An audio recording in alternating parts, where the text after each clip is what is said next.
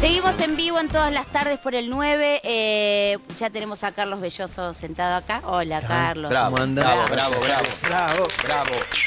Me gusta que se aplauda a sí mismo, lo banco mucho. Quiero aprender eso. Flora Arrieta. ¿Qué tal? ¿Cómo andás? ¿Todo bien? ¿Cómo le va?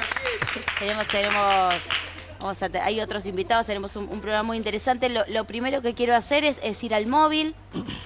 Estamos con el móvil en la legislatura. Cristian Maju, ¿me escuchás?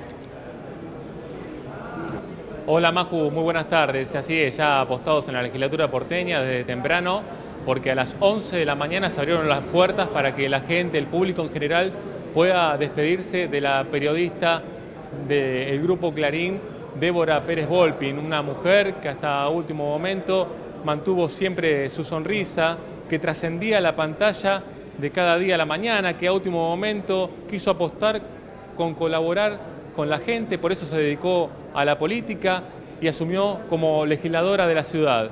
Hasta las 22 la gente podrá acceder por Diagonal Sur a la legislatura porteña, a este salón Presidente Perón, donde están despidiendo el cuerpo de la mujer de 50 años. Una mujer muy querida. En el interior de este salón está la mujer, está la madre de la mujer, estamos hablando de Marta, que está totalmente destruida por lo que ha ocurrido, sorprendida. Está la actual pareja, el periodista Enrique Sacco, también sus hijos Agustín y Luna, de 19 y 16 años.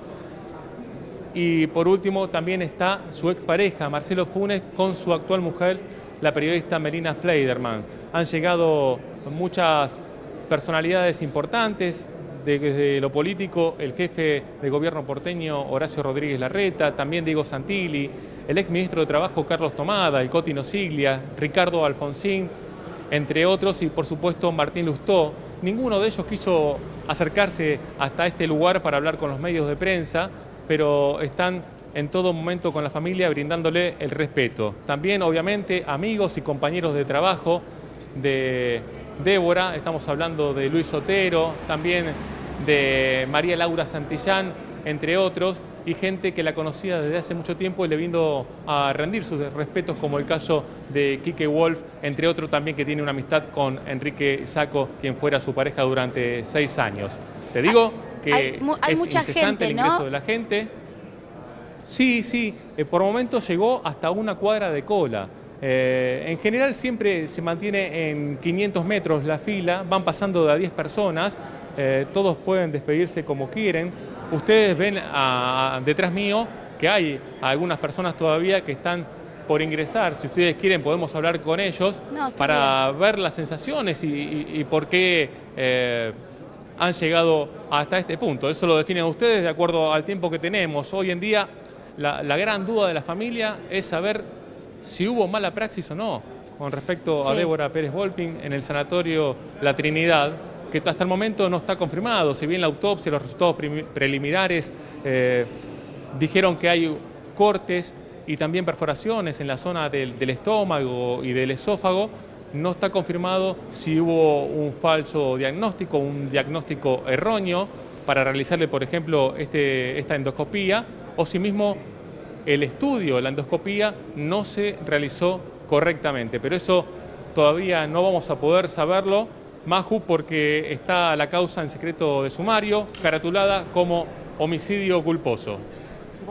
Bueno, Cristian, muchísimas gracias. Vamos a mantenernos así, vamos a mantener el respeto de la gente que se ha acercado a saludar, a los familiares y obviamente a respetar a esa familia que está pasando por un momento tremendo. Cualquier cosa volvemos con vos, Cristian. Muchas gracias. Bueno, Cristian estaba desde la legislatura, mucha gente. Tremendo. Espantoso. Tremendo. Vamos a estar hablando en un ratito. Y bueno, que ojalá puedan tener un poco de calma cuando sepan realmente lo que pasó. Bueno, el dolor va a ser un proceso larguísimo como todas las pérdidas. Carlos Belloso, $1 millón en 10 años o $100.000 ahora. Me la estás haciendo la pregunta. ¿Por qué elegir? ¿Por qué no las dos opciones? ¿Por qué no las dos? Los tengo acá. Lo tengo acá, tengo zona libre y tengo las 100 lucas. ¿Cómo es? ¿1 millón en cuánto? ¿En 10 años o 100.000 dólares? 100.000 dólares en la mano ahora o $1 millón dentro de 10 años. Es la pregunta de la obra que estoy haciendo. La pregunta del millón. La pregunta del $1 millón. O sea, ya elegí.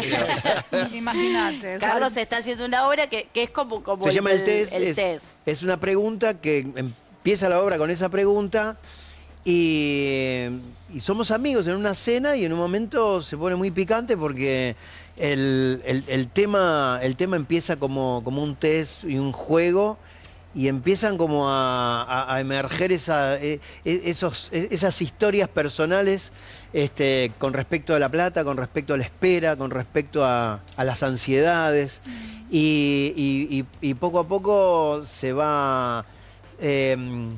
Se va logrando que la gente que vea la obra empiece como a identificarse con cada uno. Claro. Porque hay un matrimonio con problemas económicos y hay otro matrimonio que está muy bien económicamente y que puede esperar. Entonces se entrecruzan esas historias y intereses personales y está muy divertida. Es una apuesta de Daniel Veronese muy ajustada y muy al hueso.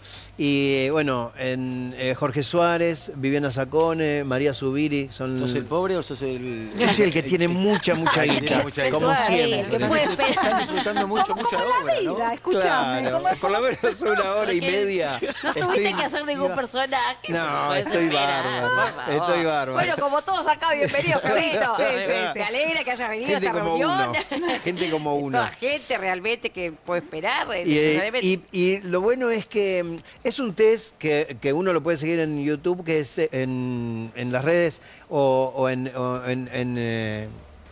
Twitter, Facebook. Sí, en todos, que es el test de la golosina. Que es con los chicos. Que es con los chicos. Yo que lo hice. A veces, claro, ¿qué? ¿Lo hiciste vos cuando eras chica? No, lo hice para un programa de los tantos que nunca salieron, obviamente. Pero contale a la gente. El test de la golosina consiste en un chico dice, bueno, vos te puedes comer un caramelo ahora o esperar 15 minutos y tenés más caramelos. Entonces lo ves como retorciéndose los que esperan, retorciéndose 15 minutos que parece que estuvieran... y es maravilloso. Sí, y al mismo tiempo hay algunos que se van y se pegan el caramelo y se lo comen. Entonces, a partir de ahí, el comportamiento, la proyección de cómo van a ser cuando sean grandes, tiene como unas líneas que vos decís, bueno, puede ser, hay ansiedad, inquietud, o hay una especie de autocontrol que uno puede llegar a desarrollar más adelante. Y de grande, eso es el resultado de un test cuando sos chico, o de grande es seguís con esa proyección, porque si vos podés ser ansioso o podés tener autocontrol con respecto a eso. Ni siquiera podés comprarte un caramelo, ¿no? Claro. o por ejemplo, también tiene que ver con que no es para mí la plata, es para mis hijos. Y ahí sí podés esperar porque tus hijos pueden llegar a ser depositados. Entonces, es muy interesante porque está por un lado lo psicológico, por otro lado esta historia de los amigos y por otro lado la coyuntura que hay. ¿Qué hace? Se te va la vida en la coyuntura. Claro, la coyuntura es, yo necesito ahora la plata la necesito ahora. La miseria también. Y pintan cheques, pintan cosas y bueno, ¿y qué hacemos? Entonces ahí se pone picante y crudo todo. Porque ¿surge de una situación real, digamos, o es un planteo abstracto, claro? El test es una abstracción. Pero en la obra, digo. Claro, estos amigos empiezan como a hablar claro, y entonces se va poniendo más interesante porque es como también como puede ser las elecciones que en las encuestas uno puede contestar cualquier cosa, pero cuando llega el voto uno vota lo que vota. A Carlos, digo, a la persona, más allá del personaje en el test, ¿le importa mucho la plata? Claro. No, me importa en la medida en que pueda llegar a... Me gusta que digas claro, ¿sabes? Claro. No, la plata no me importa nada. No, yo la donaría. No, me importa en la medida en que me deje tranquilo. No voy atrás de la plata desaforadamente. No hago cosas por la plata que no... nada normales ni... Son una variable, es una variable que pesa cuánto a la hora de elegir un proyecto. No, es como todo junto, porque vos podés agarrar un proyecto por la plata y estás con cada uno que no lo querés ni ver. Y eso es muy... tenés que pagar, toda la plata que ganaste la tenés que pagar un psicólogo. El precio después altísimo. Es un psiquiatra, en realidad. Claro. Es la típica de los remedios. Claro, me pasa a mí con ustedes. Hablemos. Vivimos diariamente esto, ¿no? Con Tatiana, ¿sabes lo que labura con esta mina? Es así. No, a mí que la plata que me deje tranquilo para yo hacer otras cosas también, pero no voy atrás de la guita seguro, porque haría... Bueno, hoy también tenés, tenés un nombre y quizás podés elegir con quién trabajar. Sí, eso por suerte, claro, sí. ¿Te ha pasado de tener que, necesito la plata y trabajar Por suerte no, por suerte voy... Bueno, yo no me llevo muy mal con gente. O sea, estoy bien en el medio y aparte... No tengo nos encantaría el listado de aquellos con los que te llevas mal, nos encantaría que nos lo des. Pero las iniciales. Sí, capaz. ¿Cuál es el papel que todavía no hiciste y que te gustaría hacer? Yo me acuerdo de vos en Felicidades, por ejemplo. Sí. La película hace, ¿cuánto? 18 años ya. Sí, que la pasan siempre en Navidad. Sí. En Navidad, sí. Tumberos, otra cosa totalmente diferente. Sí. ¿Cuál es el rol que no hiciste o que te gustaría hacer? No, voy viendo que las obras me van proponiendo cosas distintas. Yo trato como de correrme de los lugares que siempre estuve. A mí me gusta mucho el teatro inglés. Es como que todavía no tengo ofertas como los Monty Python, ese estilo, ¿no? Genial, me encantaría tener un grupo tenés así. Tenés un perfil que sí, debe ser. Me encantaría. ¿Querés ser de presidente, por ejemplo? ¿Como personaje? Como Darín el presidente de la Argentina, por ejemplo. Como, sí. ¿Qué harías como primera medida? Como la primera medida, renuncio, obvio. Ya al toque. El primer día. El primer día. Desde la rúa anticipada. Yo no haría las cosas tan fácil, digamos, ¿no? A ver, ¿cómo sería? No sé, no me quiero meter en mucho. No, métete. Pero digo, sos una persona, un militante. Sí. No sos solamente un No soy actor. militante, pero... Un comprometido, tenés tus ideas, yo te he escuchado. Sí. También después te quiero hacer la pregunta, ¿qué opinás del desalojo de los excombatientes Totalmente. que vos formaste parte para ver tu posición? Totalmente. Yo creo que si uno aspira al poder y que uno es presidente, me parece que la tiene que hacer fácil para la gente, no difícil. Pues así cualquiera es presidente. Yo mañana soy presidente y aumento todo y pido deuda y me endeudo y hago... Y así me parece que bueno, por fácil. Eso no vas a ser presidente. Por eso. No, me quedo quieto. Te metiste en problemas. En ficción. ¿Te peleaste con gente por política? ¿Tuviste distanciamientos con gente de tu entorno por la grieta? A mí me gusta como discutir, digamos, en buenos términos y cuando veo alguien que tiene un cassette en la cabeza y repite lo que repite OTN o cualquier otra cosa que sea kirchnerista, me parece a mí que no tiene palabra propia. No es objetivo. Y me parece a mí que está bueno discutir lo que nos pasa, no repetir como un loro y estar abajo de la pirámide. Carlos, perdón. No, si te sentís más cómodo con el gobierno de Macri o estabas más cómodo con el gobierno de Cristina. Evidentemente con el gobierno de Cristina, pero lo discutía también. Digo porque ahora está apretando todo, está apretando hasta o sea, aunque te vaya bien, te va mal. Porque ves que alrededor gente que está muy mal. ¿Y qué le discutías a Cristina? Y un montón de cosas. Por ejemplo. Y le discutía quizás, no sé, para mí, yo estaba con el modelo hasta que la tragedia de Once a mí me marcó un poco la insensibilidad y el no estar al lado de la gente que sufre y estar un poco discutiendo políticamente lo que pasa y hay que remangarse y ayudar. Qué bueno que nombres primero la tragedia de Once y bueno, me lleva evidentemente a preguntarte por la corrupción, los bolsos de López, por ejemplo, ¿no? ¿Qué te pasó cuando viste a López tirando bolsos en un convento? Y sí, es un desastre, pero digo... La corrupción es algo inherente. Yo antes de esta obra hice al inspector en el San Martín que hablaba muy puntualmente de la corrupción del poder, ¿no? Es algo inherente, pero al ser humano, a los gobiernos, pero digo, no digo que roban pero hacen, pero en un punto la solidaridad tiene que ver con el otro y la corrupción tiene que ver con un distanciamiento al otro que es enfermizo. Y me parece a mí que cuando uno es solidario entre todos, entre los argentinos, uno se olvida de la corrupción. Pero la corrupción es mezquina y es egoísta. Y bueno, estamos en esa, es salvarse uno antes que salvarnos todos, ¿no?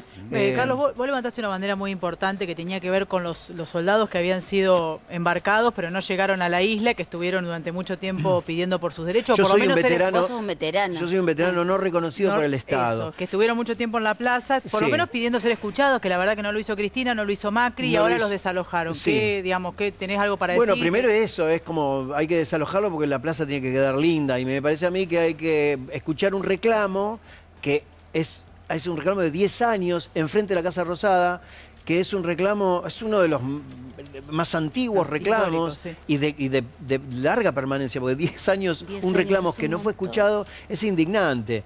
Más allá de eso, que yo pertenecí, me empadroné en el acampe, pero después me corrí del lugar y armé otra agrupación, después también me corrí del lugar y ahora soy testigo de las causas, de los juicios contra el Estado.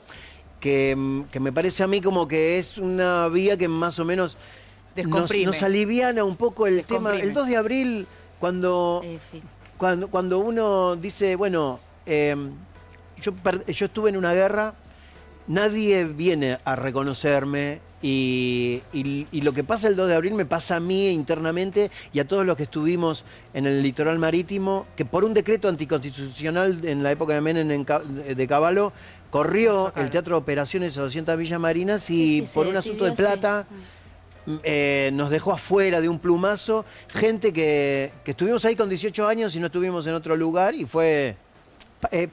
para la guerra y para los que estuvimos en la guerra es un asunto de honor, más que de plata pero hay mucha gente de la campe o mucha gente que necesita por lo menos una asistencia médica y no tiene ni el reconocimiento del Estado, que estuvo ahí con 18 años y no estuvo en otro lugar. Más o menos es esa la causa de... Y ahora la vía es judicial, pero en lo político, ni el Ministerio de Defensa, nadie los recibió, por lo menos para escucharlos, evaluarlos. Nadie. Siempre es, bueno, nunca. Ahora te atiendo, sí, pero no, ahora hay un compromiso. Hay como algo simbólico, porque hay un precedente en lo judicial de la Corte Suprema. El decreto anticonstitucional que fue en la época de Menem se puede rever y se puede ver que es anticonstitucional, pero hay algo simbólico que es el Poder Ejecutivo, en este momento Macri, en su momento fue Cristina, pero en este momento Macri, tendría que reconocer que esos 8.000 efectivos que estuvimos en el continente cuidando y protegiendo, como veterano yo tenía una función que era la defensa del aeropuerto de Río Gallegos, donde había mucho movimiento, y me parece a mí como que el presidente tendría que decir, estos efectivos son veteranos y son reconocidos. Es lo único que queremos. Y a partir de ahí son los derechos que también adquiridos. Y después todo lo que viene, que es lo que les corresponde. Claro, que es lo que corresponde. Más allá del reconocimiento. Sí, y siempre en permanente homenaje a los caídos, esos 649 bajas que tuvimos, héroes, y a los que estuvieron, los que estuvimos en la guerra, que también, ¿no? Un compromiso ahí. No estuvimos en otro lado, estuvimos en una guerra con diferentes frentes, porque también en el continente estaba el frente chileno, que en ese momento era enemigo nuestro, y al mismo tiempo hubo 17 bajas en el continente, que la gente no lo sabe, del total de los 649, y hubo derribamiento de un Siquín en zona chilena, que eso tampoco lo saben, piensan que solamente fue en las islas. Y también el crucero General Belgrano fue en el mar. Fue arbitrario sacarlos. Sí. Totalmente. Bueno, Carlos, gracias. Bueno, yo quiero saber, día, horario y teatro. Bueno, de miércoles a domingo en el multiteatro, el test, y bueno, los invito a que vean la obra. A ver, bueno. Y la entrada no cuesta ni 100 lucas ni 1 billón. No. Son 100 lucas ahora y 1 billón. Yo quiero la 100 ahora. Yo quiero 100 ahora. Gracias por la invitación. Carlos Belloso, gracias. Muchas gracias. Un placer. ¡Bravo! Gracias. Gracias. Tenemos un móvil, una noticia tremenda de último momento. Hubo un femicidio en Almagro. Tenemos a Ana de Simone con el móvil de ahí. Hola, Ana Maju, ¿me escuchás? Hola Maju, ¿cómo estás? Muy buenas tardes. Y sí, lamentablemente tenemos que hablar de otro caso de violencia de género. La víctima era una mujer de 54 años que vivía en el tercer piso de este edificio ubicado sobre la calle Humahuaca, 3960, en el barrio de Almagro. Fue un llamado al 911 que hizo que la víctima... que hizo esta mujer de 54 años, que hizo que los efectivos de la comisaría novena se desplazaran hasta aquí. Cuando llegaron, se encontraron con el cuerpo de Graciela Fernández, tendido en el piso. La mujer presentaba heridas de arma blanca y una herida cortante en el cuello. Personal del SAME constató que la víctima murió desangrada. El principal sospechoso hasta el momento, Maju, es su ex marido, un hombre de 73 años, quien tenía una restricción perimetral. El pasado 18 de enero, la justicia, de hecho, había ampliado la restricción porque el hombre seguía guardando el taxi que manejaba adentro del garage de este edificio. Algunos vecinos relataron que ya habían existido hechos de violencia entre Fernández y Walter Gómez, su expareja. El hombre hacía 2 meses que había dejado de vivir con la víctima. Te cuento que ambos son de nacionalidad uruguaya y que tienen una hija de 20 años en común. Trascendió que la víctima contaba con un botón antipánico que se le había entregado el pasado 5 de febrero, pero al momento del ataque no se registró la activación del botón, lo que da a presumir que el agresor la sorprendió en el palier del edificio. Como vemos, todavía sigue trabajando personal de la comisaría novena, también se encuentra personal de homicidios que están llevando a cabo el relevamiento de las cámaras, no solo del interior del edificio, sino además de la cuadra, para intentar reconocer a este homicida. Como ven, también sigue perimetrada todo lo que es la entrada a este edificio y se está esperando, lógicamente, que llegue la hija de la víctima para reconocer el cuerpo. Ahora, Ana, este hombre tenía una restricción, una perimetral, para acceder a contactarse con su expareja. La había intimidado ya en enero y, sin embargo, seguía guardando el coche, el taxi, en el mismo edificio. Así es, ya hacía 2 meses que se habían separado, aparentemente las agresiones eran constantes, por este motivo Fernández había decidido separarse de Gómez, ya había acudido a la justicia, le habían dado esta restricción perimetral, pero como el hombre seguía guardando el coche adentro del edificio que compartían cuando vivían ambos, bueno, decidió ampliar esta restricción y por este motivo además le dieron el botón antipánico. Qué delirio. Qué delirio. Bueno, Ana, muchísimas gracias. Estamos con vos. Cualquier cosa, volvemos ahí al móvil. Muchísimas gracias, Ana. De nada, hasta luego. Gracias. ¿Quién nos cuida, terrible, no? Qué locura. 73 años tiene. Sí, no, replantearse el tema del botón antipánico y la perimetral. Porque las mujeres que mueren, mueren con el botón antipánico en la mano. Sí. ¿Hasta cuándo vamos a seguir? El déficit cortito tiene que ver con lo que me dijo un policía, el principal de la comisaría 19, que estuve charlando el año pasado con él, que hay un montón de personas, de mujeres más que denuncian y hay un montón de situaciones que se tienen que resolver. Entonces, ¿qué hace el juez? La comisaría recibe la denuncia y la envía, eleva el sumario, como se dice, al juez de turno. Entonces el juez dice, bueno, botón antipánico. Ahora, para que el botón antipánico tenga efectividad o la perimetral tenga efectividad, tiene que haber 2 policías apostados en la puerta de la casa de la señora para evitar que el señor entre. Ahora, ¿qué me dice el policía? No me trajeron refuerzos, no me trajeron el auto identificado para violencia de género. Entonces, yo saco 2 policías que están cuidando Santa Fe para que no roben, para ponerlos a cuidar a una señora que tiene una denuncia por violencia y roban en Santa Fe y a mí me echan. Claro. No tiene un problema la señora y también me echan. O sea que no están asignados los recursos acordes a las demandas que reciben las comisarías para que la perimetral y los botones antipánicos efectivamente sean protectores, claro, que es con el policía apostado en la puerta. Es la única. Tremendo. Muy estamos con alambre, digamos, como siempre, seguimos atando con alambre. Como todo. Bueno, tenemos en el piso a Omar Ledesma, que es médico forense, ¿cómo le va, Omar? Y Adrián Cormillot, médico clínico. Gracias, gracias por venir. Bueno, ¿cuáles son las últimas novedades? ¿Hay alguna última información? La autopsia se hizo ayer a la tarde. Estamos hablando, noche. Perdón, del caso de Débora, ¿no? Aclaremos, por supuesto, que no están los resultados oficiales de la autopsia y nos van a explicar, pero digo, hay distintas instancias, es todavía todo muy preliminar. Y si bien se pidió a todos los peritos que participaron que no trascendieran los resultados, lo que sí se hizo público, lo que se comunica clínico tiene que ver con distintas perforaciones o lastimaduras en el esófago y estómago de Débora Pérez Volpin. A partir de eso hay que ver qué más aparece y si estas lesiones tenían que ver con algo preexistente o algo que sucedió ahí. Digo, hay mucha ansiedad sobre la muerte de una mujer tan querida y tan joven, pero es cierto que digo, esto es muy preliminar, todo ¿no? tiene su tiempo, además, hay que ser respetuoso. Es preliminar, igual la primera vista del cuerpo ya dice muchísimo, en realidad, que es lo que se está supuestamente, y vamos a poner en terreno supuestos por ahora, lo que se está describiendo en este momento. Después, las formas de cómo esto pudiese haber ocurrido es lo que tendrá que dilucidar la justicia. 2 o 3 cosas quedan en claro. Se habla de perforaciones o laceraciones en la mucosa del esófago y en el estómago también. O sea, perforaciones de órganos, aparentemente.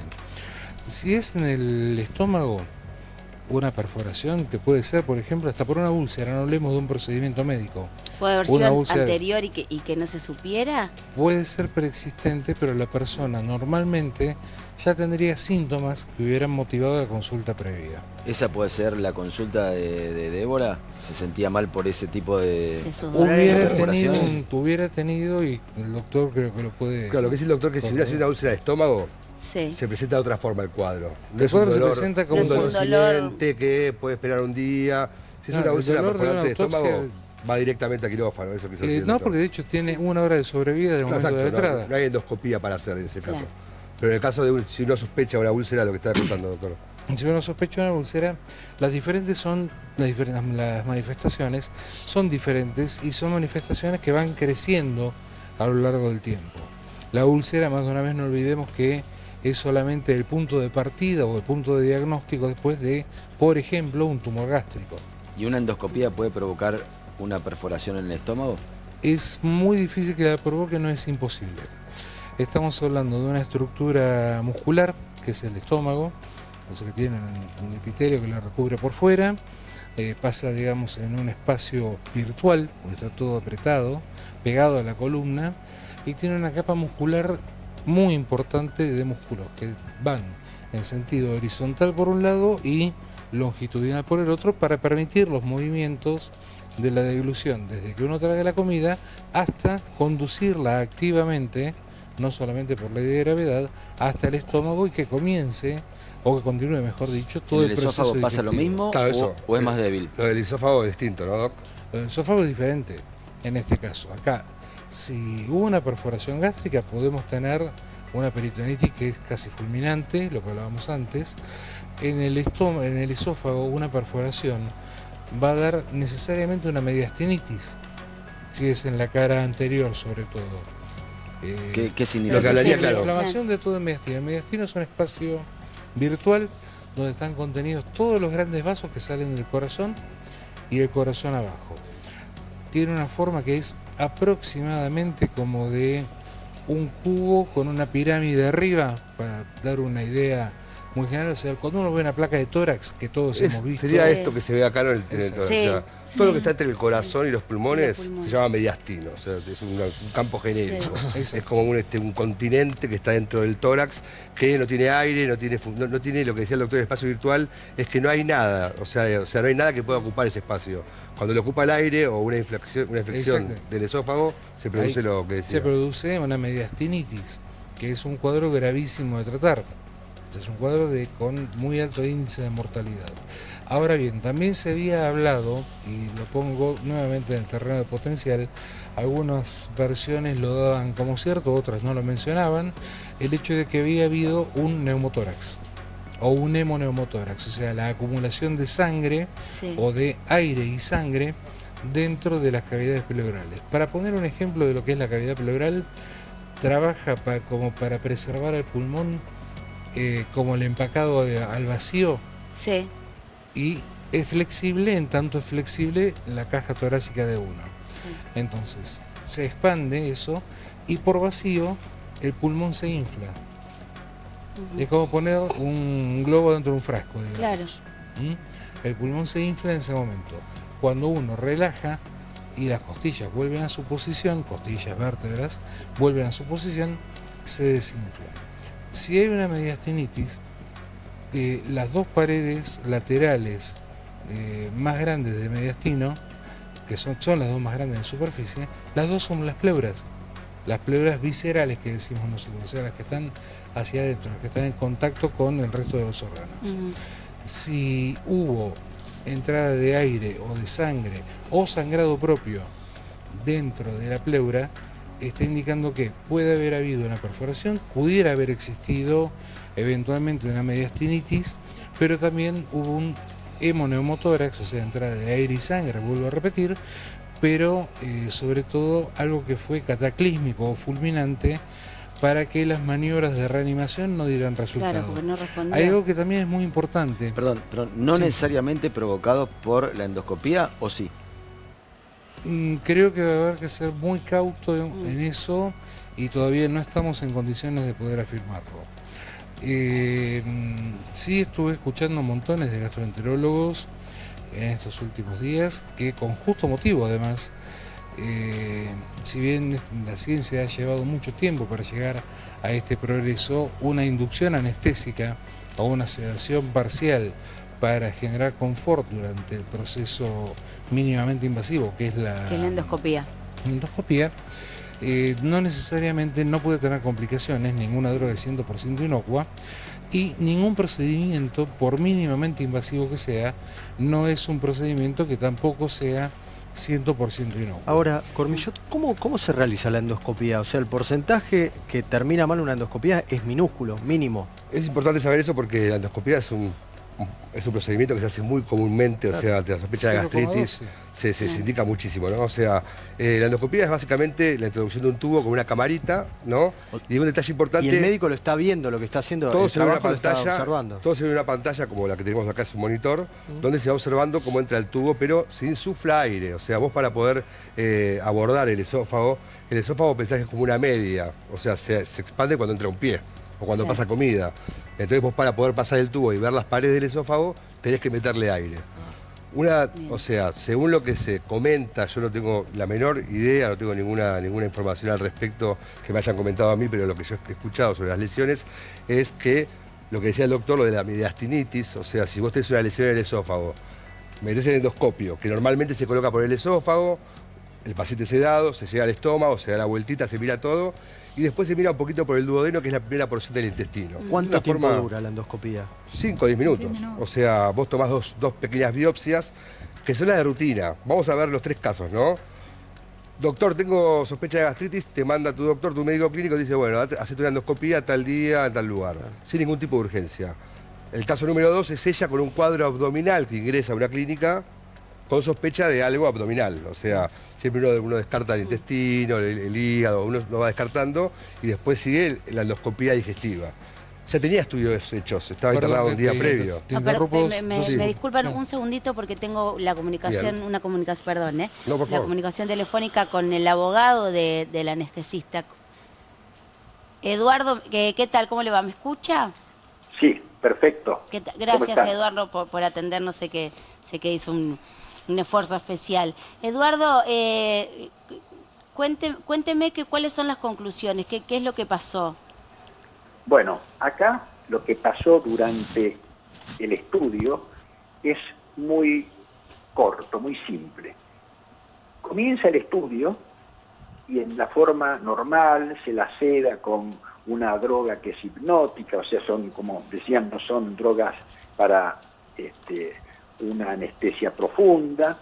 Bueno, comienza normalmente el procedimiento y a los 5 minutos de empezado aproximadamente se produce lo que es una dificultad respiratoria enorme, que técnicamente es una desaturación de oxígeno.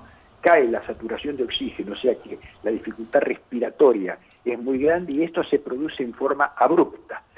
Y no solo se produce en forma abrupta, que cuando se lo intenta subsanar, ¿de qué forma? Ventilándola, intubándola, no se la puede intubar porque tenía un enfisema, entonces el tubo no pasaba y era imposible pasarle aire. También se intentó con medio de máscaras, que es como se utiliza, etcétera, todo fue imposible. Entonces comienza mientras tanto la reanimación, para los cuales vienen médicos de terapia y médicos cardiólogos. Se la intenta reanimar, no responde, y finalmente se produce la muerte.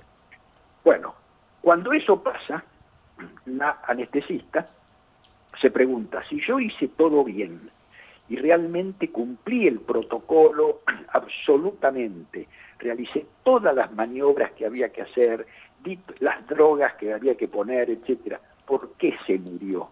¿Por qué ocurrió esa brusca falta de aire que le provocó finalmente el paro cardíaco? Bueno, estuvimos esperando en forma respetuosa, muy respetuosa, que la familia decidiera si hacía o no la denuncia. Finalmente, cuando la familia decidió hacer la denuncia, cosa que me pareció perfecto. ¿Por qué me pareció perfecto? Porque me parece que todos necesitamos conocer la causa de la muerte de Débora. La precisa conocer la familia, la precisan conocer los médicos que intervinieron, obviamente, y la precisa conocer la gente, una figura tan querida, tan popular, tan respetada. Bueno, entonces, dado que las las autopsias se realizan en la mañana muy temprano, y esto estaba ocurriendo a las 3:00 de la mañana, ¿no? Ya prácticamente era la madrugada avanzada. Nos presentamos de inmediato en la comisaría a continuación de la denuncia, diciendo, acá estamos, nosotros queremos mostrar que somos intervinientes en el acto, que actuamos como anestesistas y que queremos participar de esta autopsia. ¿Por qué queremos participar de la autopsia? Porque es uno de los pocos actos que es irrepetible. No se puede volver a hacer, y me parece muy importante que los que después van a dictaminar sobre si hubo o no responsabilidad médica, vean el cuerpo en ese momento y puedan distinguir cada uno de sus órganos, porque la autopsia nos va a determinar en qué estado estaba cada uno de los órganos. Doctor Jerome, discúlpeme, Arieto lo saluda. Le hago una pregunta, siendo usted el abogado de la médica anestesista. ¿Hay alguna posibilidad de que haya sido alérgica a la anestesia? ¿O que se haya producido la falta de aire por alguna, digamos, no hay ninguna posibilidad? Y la segunda pregunta para que me conteste es, espere, la segunda...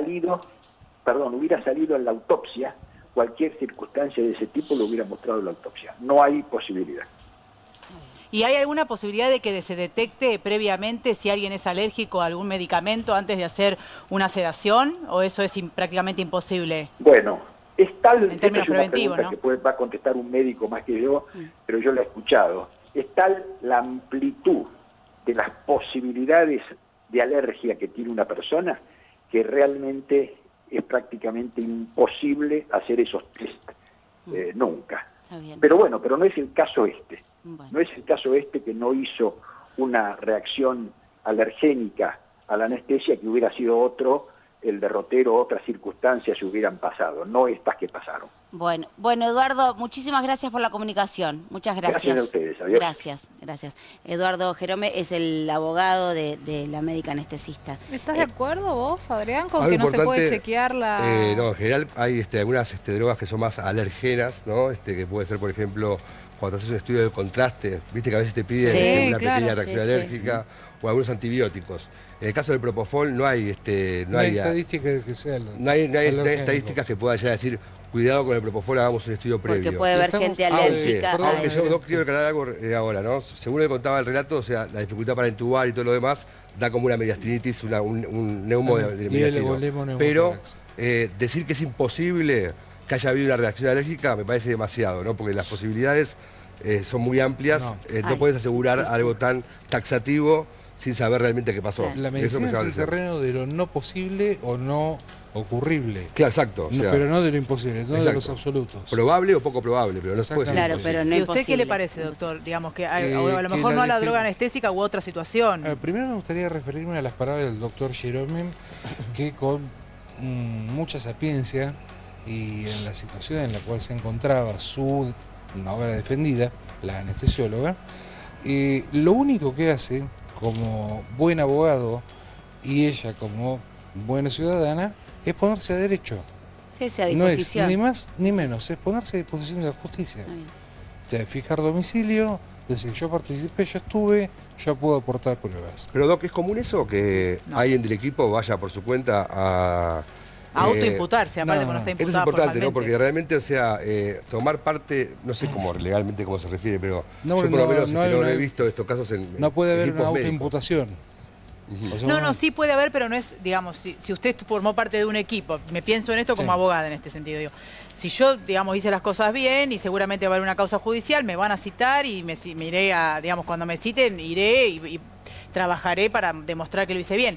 La premura llama la atención del anestesista por presentarse después de que Enrique hace la denuncia de la eso es lo que llama la atención. Dentro de las cuatro paredes, claro, de ese quirófano, entre los médicos. Claro. ¿Cuál fue el diálogo de los médicos? ¿Cuáles fueron las preguntas?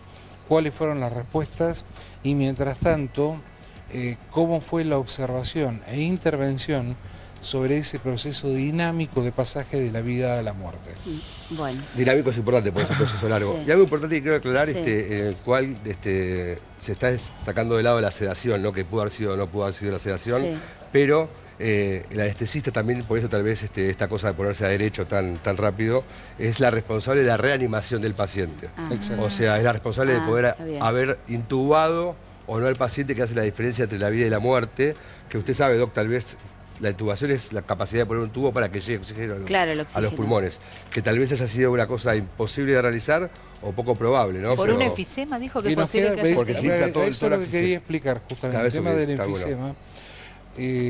Creo que por lo menos en teoría es lo que tenemos al día de hoy. Seguimos hablando de un territorio de supuestos, un territorio hipotético, pero abona la teoría claramente de que para que haya aire libre fuera de las cavidades pleurales y fuera de los pulmones es porque se pinchó de algún modo la pleura primero y el pulmón después. Por ende hubo sangre en la cavidad pleural y hubo aire dentro de la cavidad pleural. Y cuando eso está abierto, justamente cuando eso está abierto, es donde comienza a producirse ese enfisema, que es la infiltración del aire pulmonar y además del aire que se le está insuflando en la reanimación. En los tejidos más blandos de toda la cara y todos los que son periféricos a la mediastina. Bueno, vamos a, hay que esperar. Pero sobre todo yo siempre pienso en esa familia, ¿no? Que puedan saber qué es lo que pasó con ella. Es un momento tremendamente Un solo doloroso. pequeño detalle más de mi parte, que todos decimos la endoscopia es inocua, el propofol es inocuo. Yo tengo 3 años de terapia intensiva, que fue mi primera especialidad, y vengo de cuando el propofol tenía 5 años, 10 años, no más que eso, que se empezó a usar en Argentina. Y que lo empezábamos a usar inclusive hasta con un cierto temor por determinados momentos, a dosis más bajas de lo que nos indicaban y en inducciones con pacientes hipersupervisados. Demostró ser una droga que es tremendamente segura, se la usa en todo el mundo, al igual que las endoscopías, pero como ningún procedimiento es 100% inocuo, estamos forzando el margen de riesgo. O sea, siempre en algún momento algún accidente o algún incidente puede llegar a ocurrir, voluntario o involuntario. Ahí ya entra la figura de negligencia, impericia, inobservancia o imprudencia. Eso ya lo tiene que determinar un juez en la posesión. Bueno, muchas gracias. Gracias. Bueno, tenemos la pelea del verano, Moyano... La pelea Moyano Macri. ¿no? Moyano Macri. La pelea del verano, Macri Moyano. Hacemos una hoy rima. Te digo, Maju, que, bueno, obviamente lo que todos saben, la marcha se cambió de día por respeto a los familiares de la tragedia de Once, salió a hablar María Luján Rey, cambiaron la fecha, será el 21 a las 5 de la tarde, 9 de julio y Avenida Belgrano es la concentración, pero hoy en el entorno de Macri dicen que van a fondo, que Moyano va a terminar preso y en el entorno de Moyano dicen que también van a fondo. Vemos el tape. Si me meten en cara a mí... ¿Se imagina con el padre Macri, con todo el desastre que hizo? Por lo menos quiere estar en la celda con él. Yo creo que él no tiene que ponerse nervioso. Él tiene que estar tranquilo, ir a la justicia y demostrar que tiene todo en orden, ¿no? Y menos meterse con una persona de 87 años que está retirada en su casa. No, fíjese, cuando Pablo participa de una movilización, una de las primeras movilizaciones que se contra el gobierno, al otro día... Independiente. Van a Independiente. Después yo estuve, no sé qué es lo que dije yo, pum, al gremio. Hacía 2 días que más o menos estaba tranquilo. Como fui a un canal ayer en el salieron con todas las fotos, pero... Y ahora seguramente después de esto salen con alguna cosa más. Sí, pues son vengativos. Moyano lo que dice es que hay una persecución por parte de su gobierno contra los sindicalistas que no aceptan, por ejemplo, la reforma laboral. Eso es falso. Que se produzcan despidos y traten de desviar la mente sobre lo que está pasando con otros temas, con esto, por ejemplo. Pero yo creo que les queda poco tiempo ya para eso. Ya la gente está convencida de que este gobierno está fracasando, este gobierno no tiene respuesta. Tendremos ese país que soñamos, haciéndolo todos los días juntos. Esa es la manera, con la verdad, sin patoterismos, sin comportamientos mafiosos o extorsivos. ¿Sabes lo que pasó con el correo argentino? El desfalco, el desastre que hubo, que estaba la familia Moyano o la familia Macri ahí. Cuando el otro día explicaba muy claramente, y creo que lo decía para mí el presidente, cuando él pudo justificar el Panamá Pamper que tenía no sé en qué paraíso fiscal. ¿Quién estaba? ¿La familia Moyano o la familia Macri? Y la cantidad de denuncias que tiene es impresionante. Él no puede hablar de mafia. Durísimo. Bueno, duro. Son tierra a tierra, misiles Exocet de un lado al otro, ¿no? ¿Esto nunca fue un amigo? Esto digo yo, perdón. De hecho, tienen contratos hasta el día de hoy en la Ciudad de Buenos Aires. La basura la recoge la empresa de Moyano. Sí. Y entonces, ¿por qué está? ¿Qué es lo que le pasa? La reforma laboral. Sí, a ver, a mí me parece que tenemos que dar el salto cualitativo, ¿no? Moyano y Macri hacen lo mismo que hace unos meses hacía Cristina, pero ellos también roban. Entonces nadie le explica al pueblo que no se roba, por lo menos nosotros en nuestras casas, a nuestros hijos le decimos que se pagan los impuestos, que se va a la escuela a horario, que se respeta al otro. Entonces está, y que, que está bien ser honesto, ojo, claro, que es algo que no está de moda. Entonces como... Veamos, parece que una pelea porque por un lado dicen ahora todos se subsumen detrás de Moyano. Moyano se le pasó la reforma previsional, que es la más impactante en términos de afectar a los más vulnerables, que son los viejos. Sí. No se dio cuenta y ahora se viene a poner como el adalid de lo que viene a defender los derechos laborales y demás. Del otro lado hay un gobierno de derecha, sabemos que Macri es de derecha, sabemos que no tiene sensibilidad hacia los pobres, pero a mí me parece que sí es importante que se depure de una vez por todas las corporaciones. El otro día decía algo Seferino Regato muy interesante. Decía, no somos una república liberal, igualitaria, por más que haya algunas banderas interesantes que peleemos por la igualdad y que no la vamos a renunciar nunca. Nosotros somos una república corporativa. Los sindicatos son corporaciones, los empresarios son corporaciones, el Poder Judicial es una corporación y la política es una corporación en donde nadie se pisa el poncho. Ahora, porque son todos, perdóname, opositores hasta que tocan un negocio y cuando pegaste el tiro a todo le saltó la esquirla. Entonces digo, por un lado hay que empezar. Lo que no explica Moyano es la cantidad de pruebas que hay en su contra respecto del lavado de dinero de sus familias, de lo que presentó Caña respecto de camioneros con empresas proveedoras de camioneros, y por otro lado lo de Independiente, que hay pedido de captura de un montón de personas y que Pablo Moyano estaba al tanto de lo que hacía Bebote Álvarez con esa asociación ilícita. No era que Bebote se cortó solo, y de hecho yo en 2014 conté que Moyano ganó las elecciones porque Bebote Álvarez le puso a disposición 2000 carnet truchos para ganarla. Bueno, es lo que dice Bebote hoy. En el último allanamiento a una empresa vinculada con Pablo Moyano, le encontraron un pendrive donde estaba el archivo de las entradas que se le daban a los amigos, a los que se revendían en realidad el negocio de las entradas, cuando decían se vendieron todas las entradas para ver la final de la Sudamericana de Independiente. 19.000 entradas vendidas en tiempo récord. Había otras 10.000 truchas que generaba la propia dirigencia de Independiente. Ahora bien, hay algo, yo quiero chequearlo con Arieto porque es información que me dijeron hoy, que tiene que ver que desde diciembre el juez de la causa que investiga Independiente tiene la orden de captura para detener a Pablo y a Hugo Moyano y que está frenada. Está frenada porque el gobierno está viendo cómo va a ser la contraofensiva del día después. ¿Por qué? Porque Moyano te puede parar el país. ¿De qué manera? Maneja los camiones. Vos imaginate que un camión lo cruzás en la Panamericana, otro lo cruzás yendo a Mar del Plata, desabastecés los supermercados, desabastecés los bancos, desabastecés las estaciones de servicio. Sí, igual eso es extorsión. Yo vi la causa Independiente porque gratamente, digamos, hay mucha prueba de la denuncia inicial que yo hice en 2012, que pensé que no se había movido y se logró hacer 2 cuerpos con mucha información que después, sorpresivamente, amenazaron a los instructores judiciales. Lo fueron a buscar a la casa porque vivía en Avellaneda y tuvieron que suspender y la causa se archivó. Pero de ahí se sacó mucha información.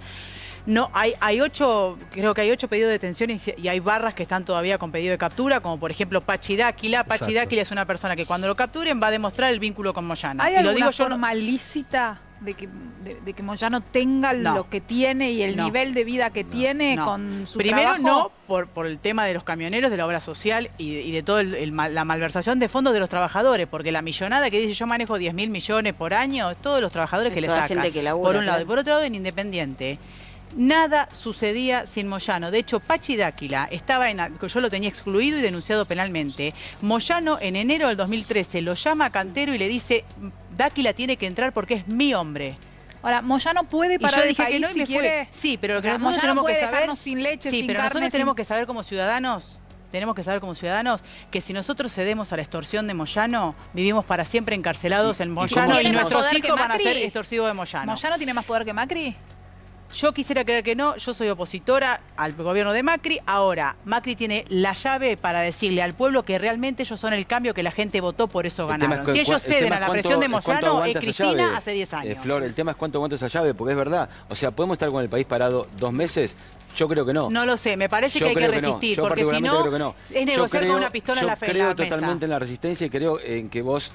Y metan preso, corta la ruta, preso, es un delito. Que venga la gendarmería y lo lleva preso. Estoy totalmente de acuerdo. Ahora, cuando vamos a fondo, hay que ir a fondo de verdad. A fondo, por eso Macri no tiene chance. ¿Es a fondo o no nos está demostrando a los argentinos que van por el cambio? Es a fondo esto. Y los argentinos tenemos que saber que es a fondo más allá de quién gobierne. O sea, tiene que ser la sociedad corporativista en este acompañar. Caso, ¿no? Claro. Bueno, vamos con Marisa y con Claudio en el noticiero. Hola, chicos. Hola, Maju, ¿cómo va? ¿Cómo están? ¿Todo bien? Bien, todo bien. Bueno, les dejamos hacer lo que ustedes saben, que es hacer el noticiero, y lo hacen muy bien.